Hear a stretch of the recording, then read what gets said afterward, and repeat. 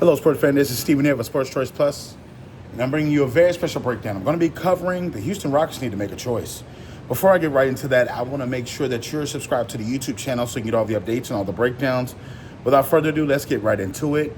Looking at the Houston Rockets and how they lost to the Golden State Warriors is one thing that needs to happen, and one thing that really does need to happen fast. The Houston Rockets need to get rid of Jaylen Green. From the standpoint of having a bad series, that's one thing. But it's another thing to where the game seems to be a little bit more out of your reach. When you think about all the talented players that they have on this roster, everything fits except Jaylen Green. When you think about him disappearing in the biggest games of the series and him having the one game where he scored multiple points outside of the single digits, he's a talented shooting guard. But at this time, I'm asking myself, with Sengun, with Steven Adams, with Dylan Brooks, with Fred, with Smith, with all these pieces that are working in unison, why is Jaylen Green not elevating? When you think about the NBA, you think about there's not a lot of time for you to have to develop. If you're taking in the first, second, or third pick, they expect you to be great. From the standpoint of the Rockets, yes, a lot of people I see are being easy on him and saying, hey, he's just a kid and, he's just 23, 24. No. You're going to have to win this now. When you're the number 2 seed in the West and you got teams like Oklahoma City Thunder above you and you got teams like the Denver Nuggets and the Lakers, you're going to have to put your youth aside and learn quickly. And I think that from the standpoint, because he came up so small, it's one of the biggest moments of the NBA playoffs, it's magnified. Look at how they're treating James Harden. Justified.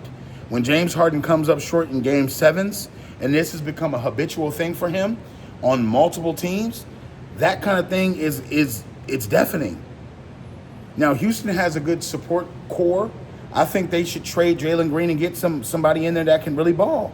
That's not going to be afraid of the moment. That's not going to be afraid of the biggest hour of the day. And Jaylen should have taken over from the standpoint and really dominated. When you think of him having Steph Curry guard him, when you think about him having certain players guarding him, he's offensively, if he's not offensively in tuned, or if he's not the number one option, or if he's not the guy getting the ball the most, he seems like he's not really interested. That's what it looked like. Go back and look at the tape. Go back and look at the playoffs. When he's not featured on a play, he's just guy just standing in the corner. He's not really a rebound guy. He's not really an assist guy. He's not really a guy that's going to do anything defensively. He's a scorer. So when I think of having him matched up with Sengun, I'm thinking to myself, like, where did they go wrong? And then you see the pouting. You see the baby. I think the Houston Rockets, they have enough talent. They should be looking to get a guy in there that's going to be their number one guy.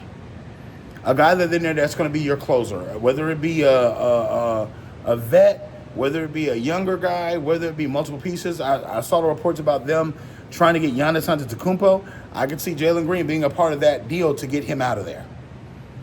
Because at this point in time, Ime Udoka has brought so much out of this team that they're building towards, they're going to be a problem once they get a guy that can close in there.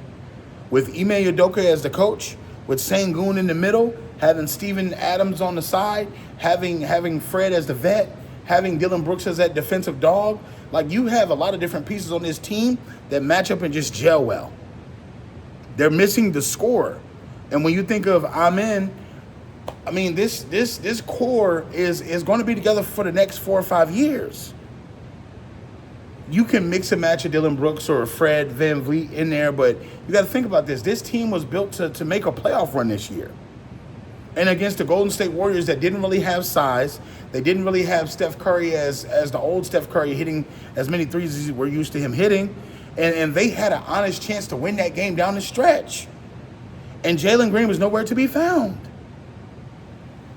So I think the Houston Rockets have a big problem on their hands. Getting him out the building shouldn't be hard. He does have a contract that is movable.